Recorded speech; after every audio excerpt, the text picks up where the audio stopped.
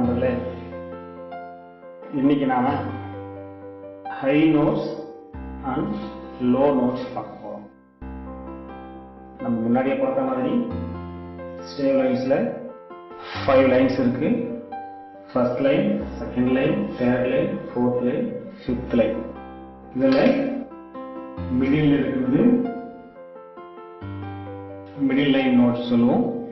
அதுக்கு கீழே இருக்கிறதெல்லாம் லோ நோட்ஸ் சொல்லுங்க.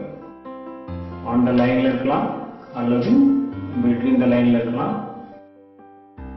இதுக்கு மேல இருக்கிறதெல்லாம் ஹை நோட்ஸ் சொல்றாங்க.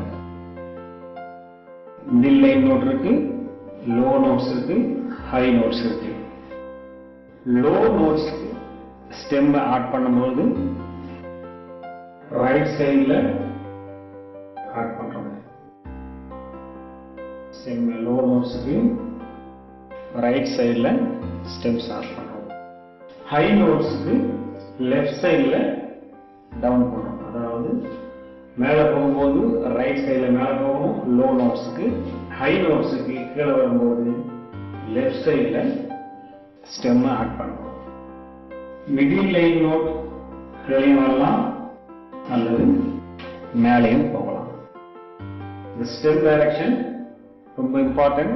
நான் நிறைய மியூசிஷியன்ஸ் எழுதும்போது பார்த்துருக்கேன். ஹை நோட்ஸ்க்கு ஸ்டெம் ஆட் பண்ணும்போது ரைட் சைடில் போட்டிருப்பாங்க, லோ நோட்ஸ் ஸ்டெம் ஆட் பண்ணும்போது லெஃப்ட் சைடில் போட்டிருப்பாங்க. அப்போ பார்க்கும்போது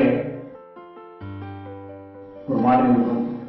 அதனால லோ நோட்ஸ்க்கு ஸ்டெம் ரைட் சைடில் மேலே போகணும், ஹை நோட்ஸ்க்கு ஸ்டெம் லெஃப்ட் சைடில் கீழே வரணும்.